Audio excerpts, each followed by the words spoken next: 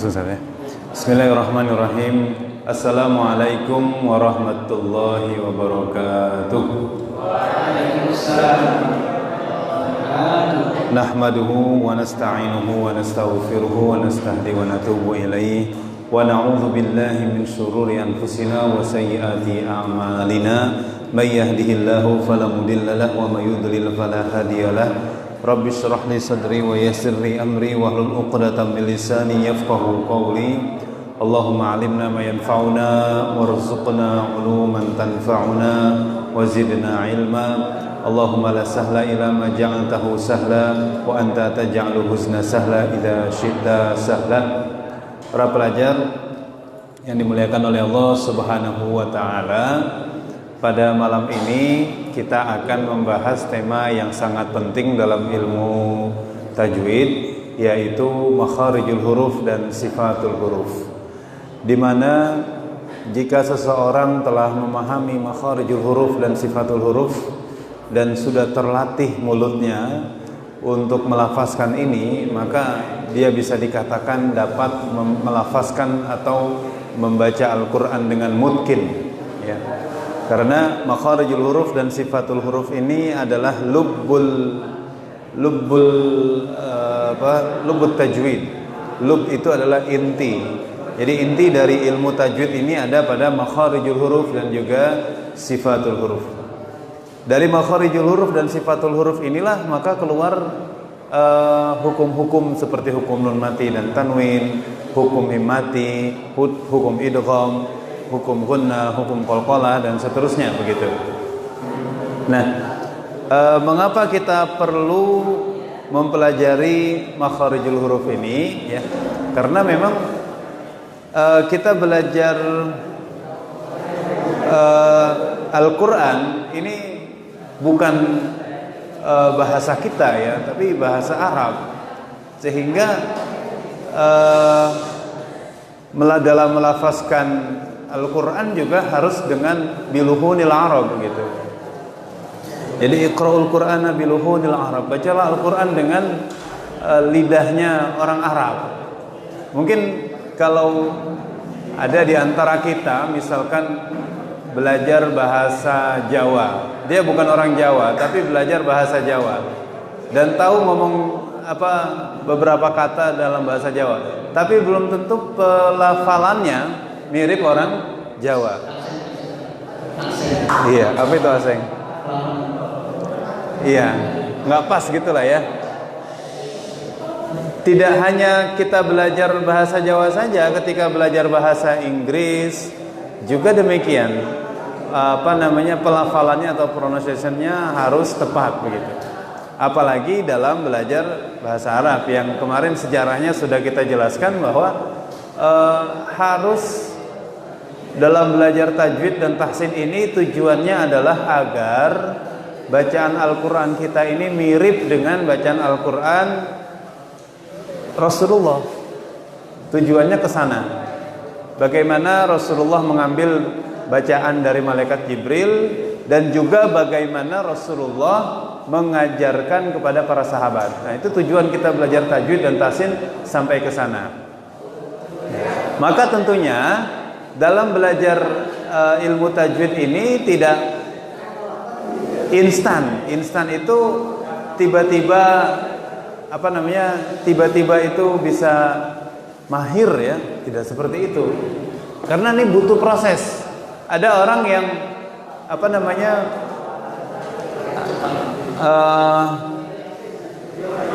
ada orang yang belajar Al-Qur'annya terlambat, Ustaz. Terlambat. Orang belajar Al-Qurannya terlambat, maka mulutnya ini sudah kaku, ya kan? Mulutnya sudah kaku, sudah keras. Untuk melafalkan huruf-huruf hijaiyah ini butuh usaha yang lebih. Nah, maka pelajar-pelajar semua di sini yang usianya masih 17 tahun ke bawah, ini masih bisa untuk merubah merubah pelafalan, ya. Bisa merubah. merubah dengan mudah gitu ya. Kalau yang tadi orang-orang yang sudah belajarnya terlambat, yang sudah tua, itu belajar dengan berbagai kesulitan karena mulutnya ini sudah kaku. Tapi kalau kita ini mudah untuk menyesuaikan mulut kita. Maka mulut anak kecil kita ini ya, kalau kita punya adik masih SD, sudah dilatih untuk melafalkan huruf-huruf Arab, itu nanti Masya Allah kalau sudah gede itu pasti fasih betul dalam membaca Al-Quran ya. Kita juga yang masih SMA ini tidak menutup kemungkinan untuk bisa memperbaiki bacaan kita untuk lebih bagus dan lebih baik lagi gitu. Maka pada tema ini yaitu tema makharijul huruf dan juga sifatul huruf ya. Di depan ada ya ininya slide-nya? Belum? Oh, slide-nya belum nyambung. Di dalam Al-Qur'an itu ada bahwa Al-Qur'an ini bilisanin arabiyyin mubin. Ya, diturunkan dengan lisan orang Arab, bilisanin arabiyyin mubin. Al-Qur'an ini diturunkan dengan lisan orang Arab. Kenapa tidak bilughatil arabiyyil mubin? Kenapa tidak dengan bahasa Arab ya kan? Al-Qur'an diturunkan dengan bahasa Arab yang jelas. Tapi Allah menggunakan bilisan, dengan lisan orang Arab yang jelas. Nah, maka salah satu rahasia dari Al-Qur'an surat Asy-Syu'ara ayat 195 ini, kenapa Allah ya, ini sambungannya yang kemarin ya, ala qalbika litakuna minal mundzirin bilisanin arabiyyin mubin gitu. Allah ingin menjelaskan bahwa huruf hijaiyah yang jumlahnya 29 itu banyak yang keluar dari bagian mana? Kalian tahu nggak? Huruf hijaiyah yang jumlahnya 29 itu banyak keluar dari mana? Dari bagian mana? Mulut ini semuanya mulut. Mulut dari mulai bibir, lidah, tenggorokan, itu mulut. Lidah, lisan. Ya. Nanti akan kita tahu bahwa ada mayoritas huruf hijaiyah itu keluar dari lisan, dari lidah. Maka Allah menggunakan bahasa ini bilisanin arabiyyin mubin. Ya, gitu ya. Nah, maka saran saya kepada para pelajar semua, belajar teori tahsin atau teori tajwid ini itu satu malam bisa selesai. Belajar teori tajwid dan tahsin satu malam bisa selesai, bisa hafal. Ini namanya kemarin ada kita mulai nun mati dan tanwin, ada namanya idhar, idgham biguna, idgham bilaguna ya. Ada ikhfa, ada iklab. Kemudian mim mati dan tanwin ada idgham mimi, ada idgham ikhfa syafawi dan juga ada idhar syafawi. Idgham terbagi menjadi 3, idgham mutamatsilain, idgham mutajanisain dan idgham mutaqarribain. Hukum ra dan lam, ada ra yang tebal namanya apa? Tafkhim, dan juga yang tipis tarqiq, qalqalah, lafzul jalalah, alif lam ta'rif, ada 2, alif lam al-qamari dan juga al-qamariyah dan juga asy-syamsiyah. Itu mudah sekali dihafal teori-teorinya, tapi belum tentu dalam membacanya kita sudah benar.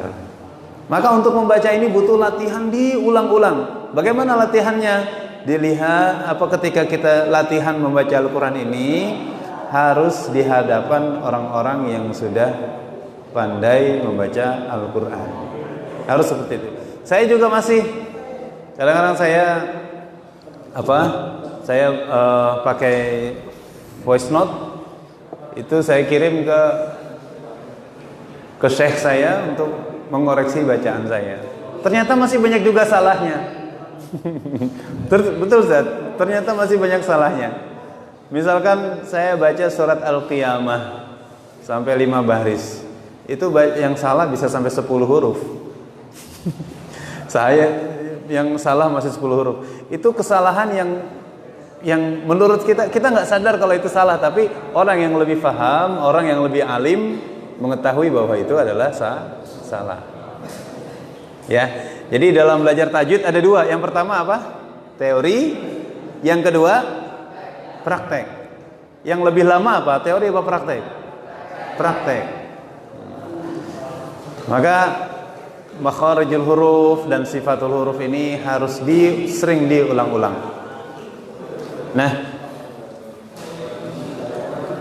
tempat keluar huruf ini ada 5. Yang pertama adalah jauf, yaitu rongga.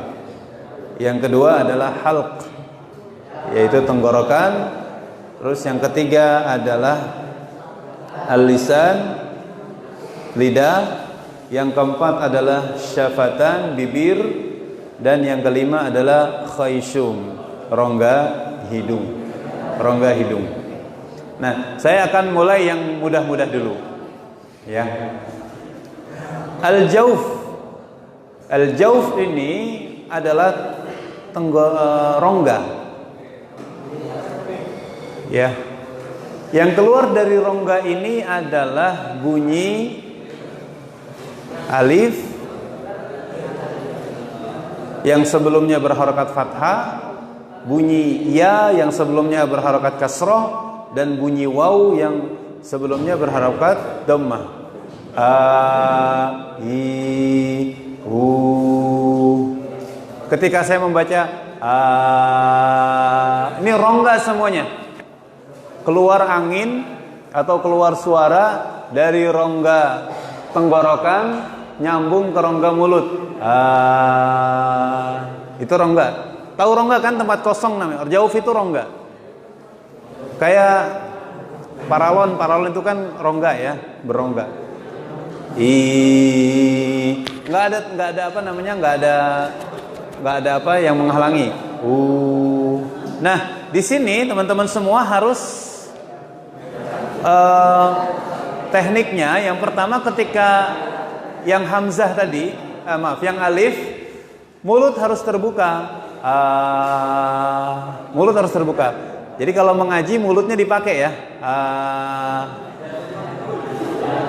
Ada orang ngaji Bismillahirrahmanirrahim Alhamdulillahirrahmanirrahim. Jadi bibirnya tuh apa namanya, nggak mau ngebuka gitu. Dia harus dibuka betul-betul. Alhamdulillahi Rabbil Alamin. Harus dibuka. Kemudian dhammah.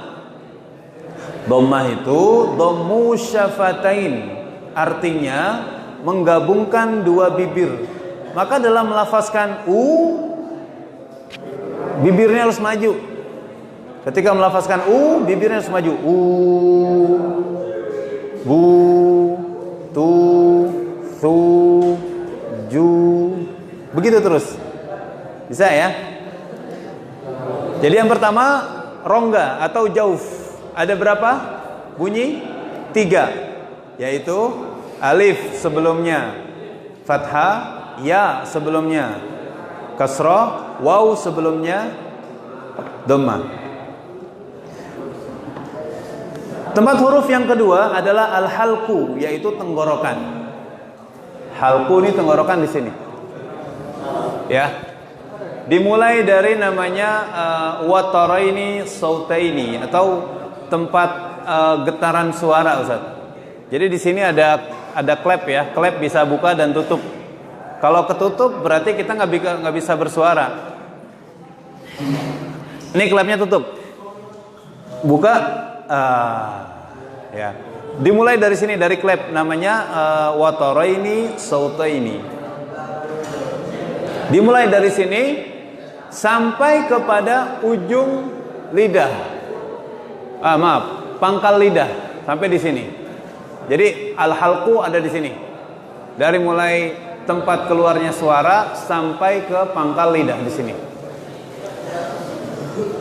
Huruf yang keluar dari tenggorokan ada 6. Yang pertama adalah hamzah dan juga ha.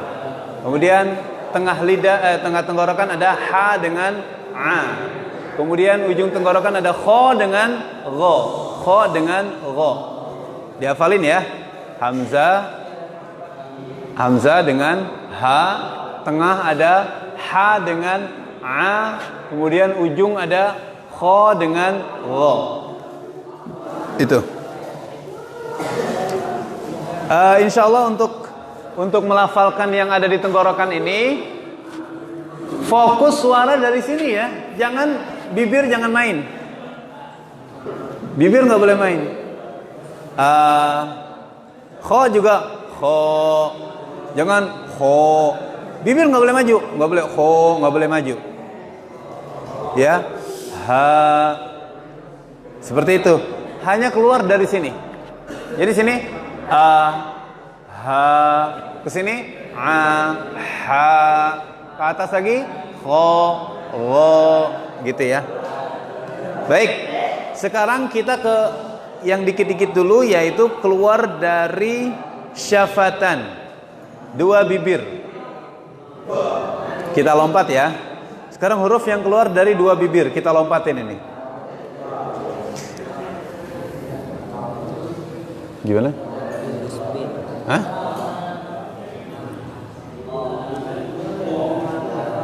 Belum masuk sini ya? Kalau di layar sana udah? Ini gimana? Ke sini?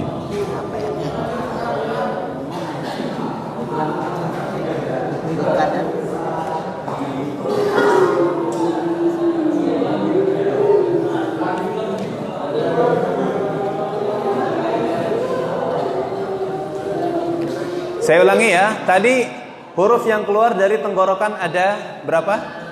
6. Pangkal tenggorokan apa saja? A, ha. Tengah tenggorokan ha dengan a. Ujung tenggorokan kho dengan gho. Ya. Sekarang kita ke pangkal lidah nanti ya, belakangan. Syafatain. Syafatain yang keluar dari bibir. Ada berapa? Ada 4 huruf. Yang pertama adalah huruf fa. Huruf fa. Ya.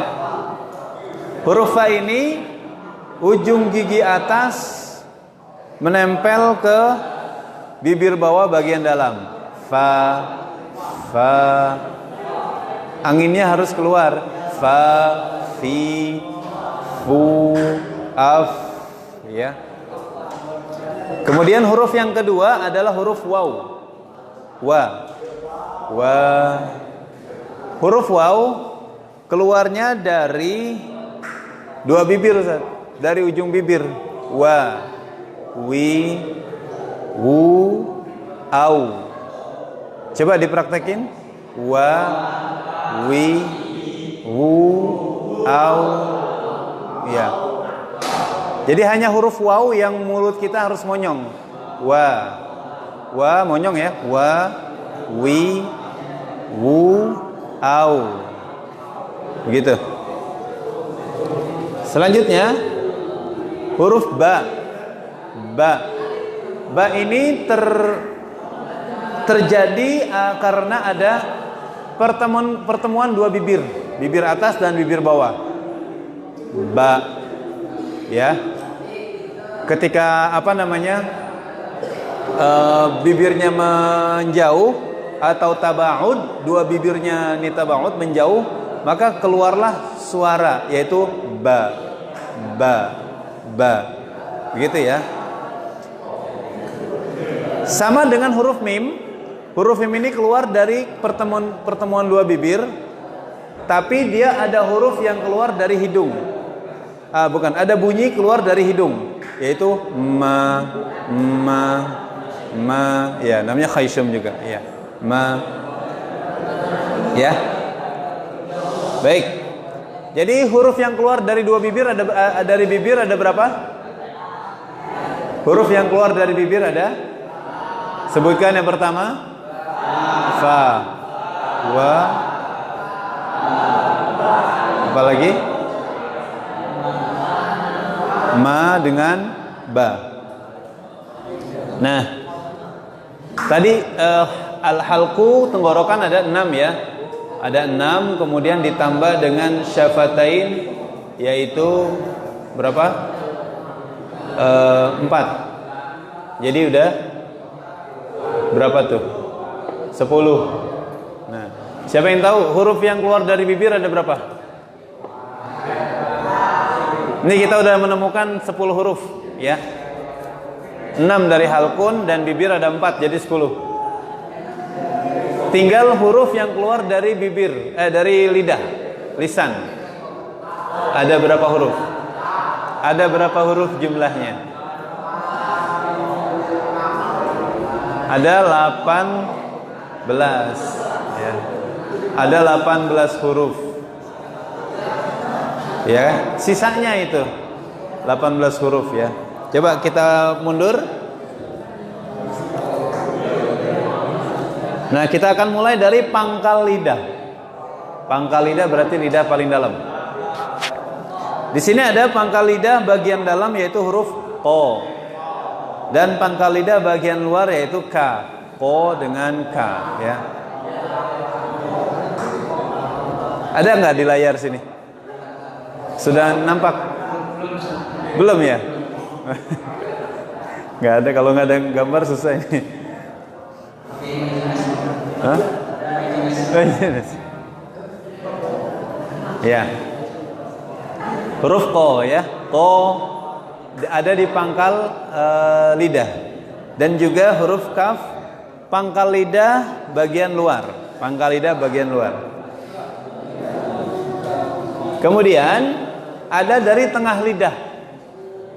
Tadi pangkal lidah, sekarang dari tengah lidah ada 3 huruf, yaitu huruf ja, sya, ya.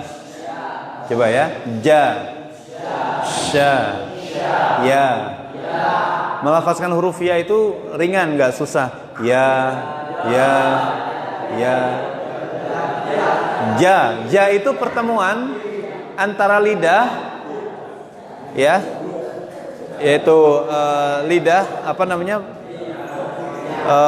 permukaan lidah bertemu dengan langit-langit atau hanak, al-hanakul a'la. Pertemuan lidah dengan hanakul a'la. Jadi harus begini ya. Ini lidah. Nah, begitu. Ja, ja, ja. Harus ketemu lidah kita ke atas. Ja. Coba kita lafazkan. Ja, ja. Nah, sekarang dia tidak nempel tapi menyempit. Antara permukaan lidah dengan langit-langit itu menyempit tapi nggak nempel. Sya, sya. Maka bunyinya yang keluar adalah tajam. Sya. Huruf sya. Kemudian huruf ya. Huruf ya ini tidak menyempit tapi longgar lah keluarnya ya. Ya, maka tadi ringan. Ya. Oke? Kemudian sisi lidah. Sisi lidah ini ada satu huruf namanya dha. Karena apa?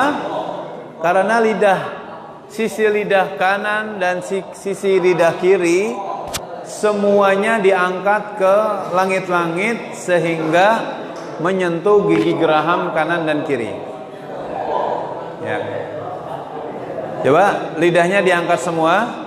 Lidahnya diangkat semua, tempelin ke langit-langit. Nempelnya pol. Ya. Bo. Bibirnya monyong nggak? Bibirnya nggak boleh monyong ya. Bo. Jangan monyong. Bo nggak begitu, tapi terbuka saja. Bo. Baik.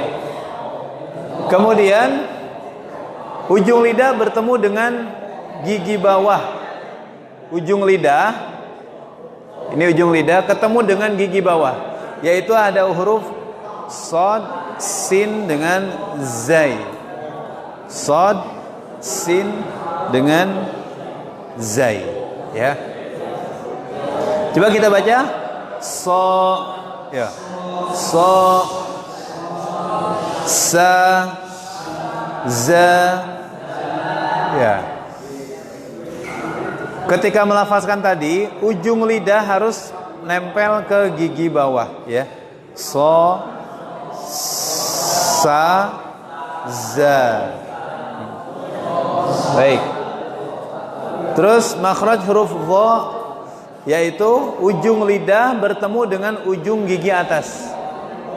ujung lidah bertemu dengan ujung gigi atas. Ujung lidah bertemu dengan ujung gigi atas. Ya, ini hurufnya ada 3 ya, yaitu huruf dha. Mulut terbuka ya, jangan dha. Kalau dha ini kan mulutnya nutup nih, dha. Tapi dibuka, dha. Minadh-dhalimin. Ya.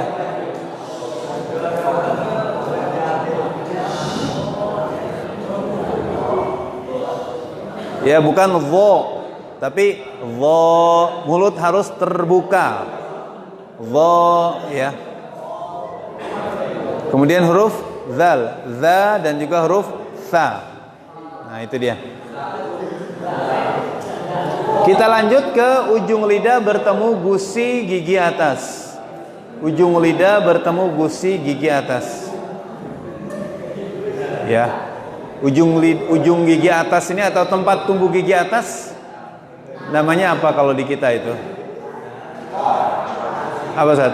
Tempat tumbuh gigi itu apa namanya? Gusi ya. Gusi ya. Kalau gusi dalam bahasa Arabnya lifah. Lifah itu gusi. Nah, ujung lidah ketemu dengan gusi atas. Hurufnya ada 3, yaitu huruf to, da, dan juga ta. Ya, terasa semua tuh. To, ayo. To, da, ta. Selanjutnya, ujung lidah bertemu dengan langit-langit. Ya. Ujung lidah bertemu dengan langit-langit. Nah, yang pertama ada huruf lam. Ya. Huruf lam ini ujung lidah ke langit-langit, tapi langit-langit di atas gusi. Namanya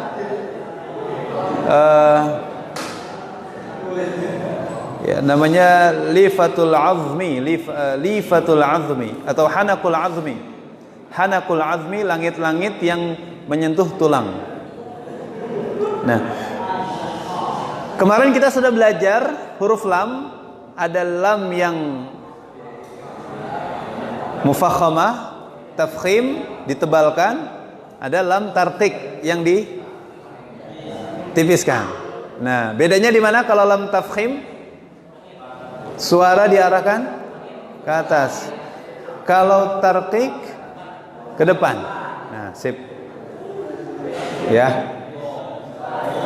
La itu ke depan tuh suaranya. Kalau lo ke atas. Ya, gitu ya. Jelas. Kemudian ujung lidah bertemu langit-langit di bawah lam. Langit-langit di bawah lam, yaitu huruf nun. Nah, huruf nun, ujung lidah kita ke langit-langit.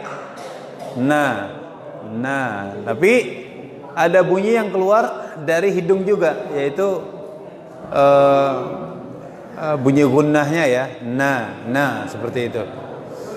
Khayshum. Dan itu dinamakan al-khayshumi, yaitu suara yang keluar dari rongga hidung. Tadi ada mim dan juga nun. Nah, selanjutnya ada ujung lidah bertemu langit-langit setelah nun, naik lagi ke atas, yaitu huruf ro. Huruf ro. Kemarin sudah kita bahas ro tebal, ro tarqiq, dan juga ro tafkhim. Ro, ya. Ar dengan apa? Dengan yang tipis, misalkan ri, ya. Ri itu tipis. Nah, baik. Syafatain sudah. Sekarang khayshum. Khayshum itu adalah rongga hidung. Rongga hidung. Jadi ada bunyi huruf di dalam huruf hijaiyah atau huruf Arab yang keluar dari rongga hidung. Tapi dia cuma dua huruf, yaitu huruf mim dan juga huruf nun. dari sekian banyak huruf hijaiyah yang boleh keluar dari rongga hidung cuma dua, huruf mim dan juga huruf nun. Tapi kebanyakan kita kalau baca Al-Quran itu masih banyak yang keluar dari khaysum, keluar dari hidung, banyak sekali. A'udzu billah, a'udzu, itu kan ada tuh keluar. Harusnya a'udzu, bukan a'udzu. Gitu ya. Atau Ar-Rahmanir Rahim, bukan Ar-Rahmanir Rahim. Gitu. Qul ya ayyuhal kafirun. Kafirun. Itu enggak ada dari hidung, tapi qul ya ayyuhal kafirun. Nah, itu ada dari hidung tuh. Nah, seperti itu enggak boleh. Yang boleh keluar dari hidung hanya dua huruf, yaitu huruf mim dan nun. Jelas sampai sini ya? Sip. Makharijul huruf sudah selesai, kita akan ke sifatul huruf.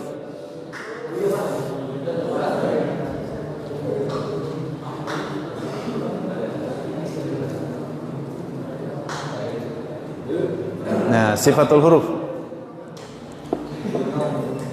yaitu sifat yang mempengaruhi bunyi huruf hijaiyah. Contoh bacaan yang sering terulang kesalahannya. Nih, perhatikan menebalkan atau menipiskan huruf. Kalau dalam surat Al-Fatihah, alhamdulillah, lillah. Lah di sini tafkhim atau tarqiq? Lillah. Tarqiq tipis lah ya. Bukan lillah. Alhamdulillahi rabbil. Ro tebal apa tipis? Ro tebal, tafkhim karena dia berharokat fathah. Rabbil alamin. Alamin. Nah, kita lihat lagi. Iyyaka na'budu wa iyyaka nasta'in. Nah, saya ulangin ya. Iyyaka na'budu wa iyyaka nasta'in. Enggak ada ya di situ ya, di layar ya.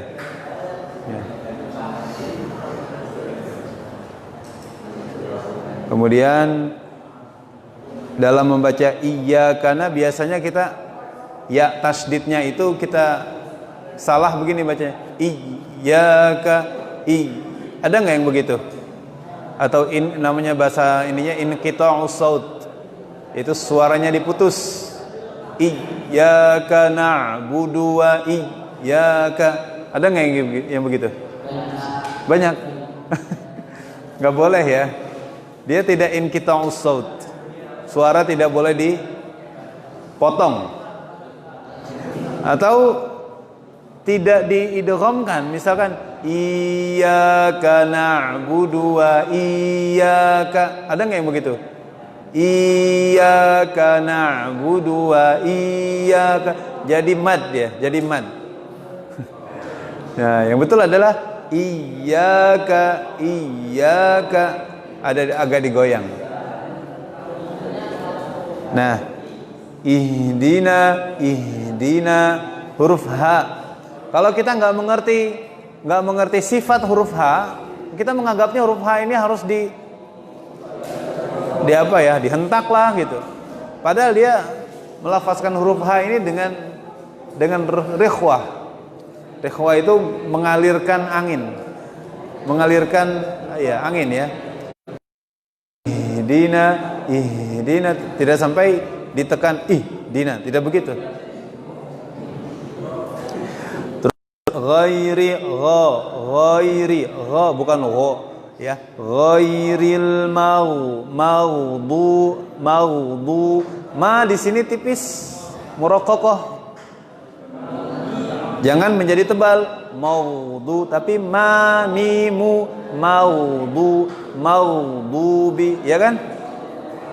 Kebiasaan kita ini apa namanya terpengaruh gitu. Maudhu menjadi maudhubi alaihim. Begitu. Kemudian ya ayyuha, sering hamzahnya dibacanya lewat aja. Ya ayyuha, harusnya ya ayyuha karena huruf hamzah ini mempunyai sifat namanya syiddah. Ya, syiddah. Ya, nanti apa itu syiddah nanti kita bahas. Sama nisa, nah, semuanya itu harus disyiddah. Kalau nisa, mana hamzahnya hilang. Wasama, begitu pula hamzahnya juga hilang. Kenapa begitu salah? Karena tidak memahami sifat-sifat huruf. Maka kita belajar sifat huruf ini sangat penting, ya kan? Yang pertama ada sifatul huruf laha diddun, mempunyai lawan, dan juga sifatul huruf la diddan laha, tidak mempunyai lawan. Ya. Sifatul huruf yang mempunyai lawan ada jahar dan juga ada hamas. Ada syiddah, ada rakhawa, ada bainiyah. Yang ketiga ada isti'la wal istifal. Ada itbaq dan infitah. Nah, kita bahas satu-satu. Sifat yang tidak mempunyai lawan ada sofir, qalqalah, lin, inhiraf, takrir, tafashi, istitola, dan gunna. Satu-satu ya. Ada jahar dan juga ada hamas. Apa itu jahar? Jahar adalah mengeluarkan huruf dengan jelas tanpa disertai dengan angin. Ulangin, apa itu jahar? Mengeluarkan huruf dengan jelas tanpa disertai dengan keluarnya nafas atau angin. Ya. Adapun hamas, hamas ini kebalikannya. Mengeluarkan huruf disertai dengan nafas. Nih, kedengeran kan keluar suara angin atau nafasnya? Fa, ha, fa, ha, sya, kho, so. Ya. Ya, terasa ya? Hamasnya keluar atau anginnya keluar suaranya. Begitu pula huruf ka, ta, keluar. Selebihnya kita nggak melafazkan huruf to, misalkan wat was-sama'i wat-tariq, tariq, gitu nggak? Dikeluarin nafas nggak? Tariq, al-qari'ah, gitu nggak? Jadi lucu kan? Yang lain nggak ada anginnya gitu kan?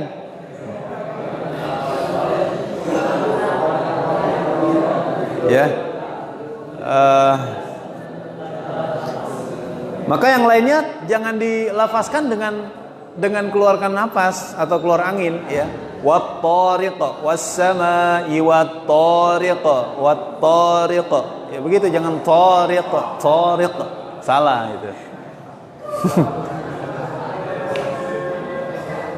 Huruf ja juga gitu, huruf jim, ya. Ja di situ apa? Hamas atau jahar? Jahar deh. Ya. Idza ja bukan idza ja. Jadi ca jadinya. Idza ja. Kalau kita hamaskan, tapi kalau kita jaharkan idza ja idza jaa. Nah, sifat huruf akan nampak saat dia berharokat sukun. Nah, maka kita sukunkan nih. Huruf sin kita sukunkan, as, keluar udaranya. Huruf fa kita sukunkan, af. Huruf ha, ah. Huruf fa, as. Huruf ha, ah. Huruf shin, ash. Huruf kha, akh. Huruf sad, as. Huruf ta, at. Huruf kaf, ak. Semua nafas harus dikeluarin. Ya, jadi untuk melihat yang mana jahar, yang mana hamas saat dia berharokat sukun. Gitu ya. Yang kedua, ada syiddah, ada bainiyah, dan ada rakhawah. Apa itu syiddah? Syiddah ini adalah kuat. Syiddah itu artinya kuat ya. Yaitu mengucapkan huruf dalam keadaan suara yang tertekan. Ya. Melafazkan huruf dengan suara yang tertekan. A, ja, da, ko, to, ba, ka, ta. Atau gampang ya, huruf qalqalah kan ada 5 tuh. Ajid, qatin, bakat atau baju di toko, ditambah huruf hamzah, a, huruf kaf, dan juga huruf ta. Huruf syiddah ini melafazkannya ya dengan kuat tadi, syiddah, dengan syiddah, agak tertekan, agak ditekan. A. Maka tadi kalau huruf hamzah saat diwaqafkan harus di hamzahnya itu harus agak ditekan gitu Ustaz. Minas sama. Nah, begitu harus tekan karena dia syiddah. Huruf kaf ketika waqaf juga harus tekan. Huruf ta ketika waqaf, ketika sukun maksudnya harus ditekan. Huruf kaf dan ta ketika sukun harus ditekan. Ditekan dulu, ak, ditekan kan, ak, baru dihameskan, ak, baru dihameskan, keluarin suara anginnya. Huruf ta, at, ditekan dulu, at, baru dikeluarin anginnya, at.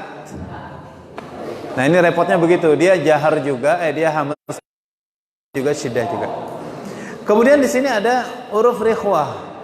Huruf rikhwah ini huruf yang lepas dalam melafalkannya. Lepas ya, huruf rikhwah atau rakhawah yaitu lemah atau mengucapkan huruf yang disertai dengan terlepasnya suara dengan bebas. Tuh kan. Jadi rikhwah ini atau rakhawah ini huruf yang ya mengeluarkan suara dengan bebas, nggak ada halangan, tidak ada halangan. Nah di sini di tengah-tengahnya antara syiddah dengan rakhawah ada namanya bainiyah atau tawassut biasanya orang bilang, yaitu lin umar, huruf lam, huruf nun, huruf ain, huruf mim dan juga huruf ra. Lin umar. Ya, lin umar. Nah, sekarang coba kita praktekkan bagaimana melafazkan sifat huruf rakhawah, huruf yang lepas, yang bebas tadi ya, suara terlepas tak ada tekanan dalam keadaan waqaf. Contohnya dalam surat Al-Qiyamah ya. Oh bukan, yang kemarin apa tadi? Tadi pagi surat apa? As-Saff ya, ayat 13 ya, dimulai dari apa tadi pagi suratnya? Ya ayyuhalladzina amanu wa ukhra ya, wa ukhra. Huruf kha ini adalah huruf yang rikhwah, mengeluarkan udara dengan lepas. Wa ukhra. Jadi jangan wa ukhra. Jangan disaktah atau jangan diputus suaranya. Jangan wa ukhra, tapi dilanjutkan. Wa ukhra tuhibbunaha nasrum nasrum. Jangan nasrum. Jangan diputus suara ya, tapi dilanjut. Namanya imtidadus saut. Imtidadus saut ini suara yang nyambung gitu. Nasrum minallahi wa fath. Nah seperti itu cara melafazkan suara bunyi rikhwah. Selanjutnya tadi syiddah ya. Apa itu syiddah? Tadi sudah inhibasu jaroyan as-sauti inda nutki bil harfi syadid. Natijatuhu ghalqi makhraj. Jadi syiddah itu menutup suara keluar. Maka setiap huruf syiddah itu ditutup dulu baru dibuka. Tutup dulu ba. Ya kan? Ja. Tutup dulu baru dibuka baru ada suara ja. Ba. Huruf qaf, pangkal tenggorokan ditutup dulu. O baru keluar, ya kan? Huruf to, ujung lidah nutup ke gusi atas. Baru dilepas baru ada suara to. Nah, begitu. Huruf A di sini. Watareni sautain tadi apa klep suara itu tutup dulu baru dibuka A. Nah, itu huruf syiddah. Ya. Huruf syiddah itu terjadi setelah ada penutupan bunyi suara kemudian dibuka baru ada suara. Begitu. Rakhawah suara yang lepas, bebas. Syiddah bainiyah itu tengah-tengah antara bainiyah ya, antara syiddah dan juga antara rakhawah. Nah, di sini ada namanya huruf yang harus kita pahami, yaitu ada isti'la dan juga istifal. Ya, sifat yang ketiga ada isti'la dan juga ada istifal. Isti'la suara yang mengarah suara ke langit-langit itu isti'la. Berarti ini huruf-huruf yang tafkhim. Kalau kemarin kita mempelajari yang tafkhim itu ada ra dengan lafzul jalalah. Nah, sekarang kita tambah dengan huruf-huruf isti'la, yaitu huruf kho, bunyinya diangkat langit-langit huruf kho, kemudian huruf so, ya, do, gho, to, vo. Tapi tadi ya, kalau dia berharokat fathah, mulut harus terbuka, kho, mulut terbuka. Huruf so, huruf do, gho, to, ya, dengan vo. Nah, begitu. Yang lainnya huruf istifal, huruf yang mengarahkan suara ke depan ya. Ya, mengarahkan suara ke depan. Atau melafazkan bunyi dengan menurunkan rongga mulut, yaitu huruf istifal. Nah, seperti itu kira-kira. Jadi kemarin kita belajar tentang huruf tafkhim, yaitu ada pada lafzul jalalah ya, dan juga ada huruf ra. Nah, sekarang kita belajar isti'la, yang mana isti'la juga ini suara harus diangkat ya, dikeatasin, yaitu huruf kha, so, do, gho, to, ko, vo. Nah, gitu. Jadi jangan dibaca kha ini ke depan. Huruf sod, sa. Kemudian huruf do, da. Huruf gho, gha. To jadi ta gitu. Ya kan? Nah, seperti itu kira-kira.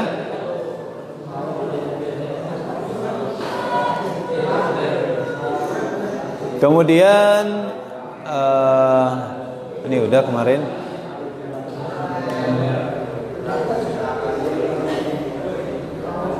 Oh, udah. Nah, itu dia. Tinggal ada huruf-huruf yang tidak mempunyai lawan. Nah, ini dia. Ada namanya safir. Ada sifat huruf namanya as-safir, safir. Tahu nggak apa itu safir? Safir itu adalah suara yang nyaring, ya. Safir ini suara yang nyaring. Hiddatus saut itu suara yang nyaring. Karena apa? Karena diqu jaryanis saut. Karena menyempitnya tempat keluar suara. Ya, karena tempat keluar suara itu menyempit, maka menghasilkan hiddatus saut, suara yang nyaring. Contohnya, suaranya tajam nggak? Tajam ya. Nah itu namanya safir.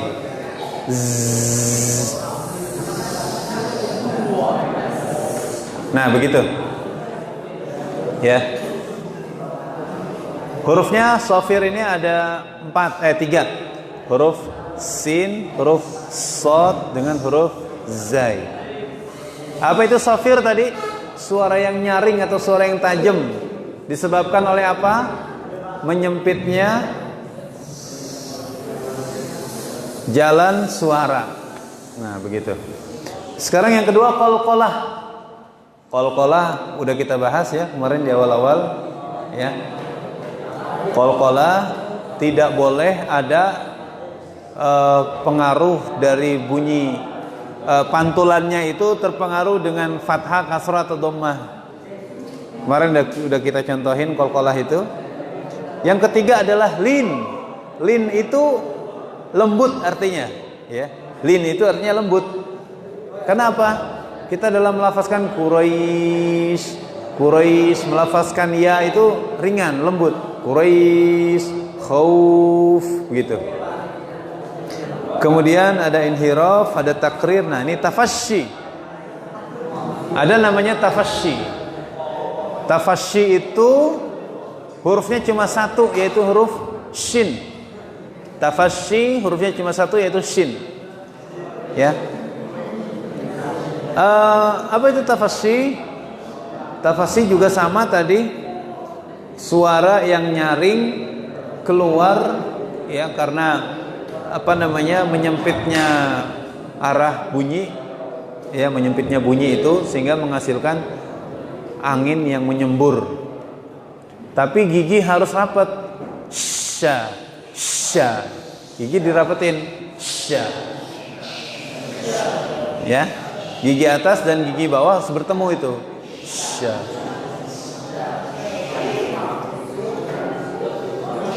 Kemudian ada istitalah. Istitalah ini satu huruf, yaitu huruf dha. Kenapa dinamakan istitalah? Karena bunyinya bunyinya ini agak panjang, namanya istitalah kan panjang. Maka dalam melafazkan itu kita do ya. Kalau da singkat. Tapi kalau do seperti itu. Kemudian ada gunnah, terakhir ada gunnah. Gunnah sudah kita bahas pada pertemuan sebelumnya. Ya. Harus ditahan 2 ketukan dan juga harus dibunyikan rongga hidung. Nah, malam ini kita belajar makhraj dan juga sifat ya. Dan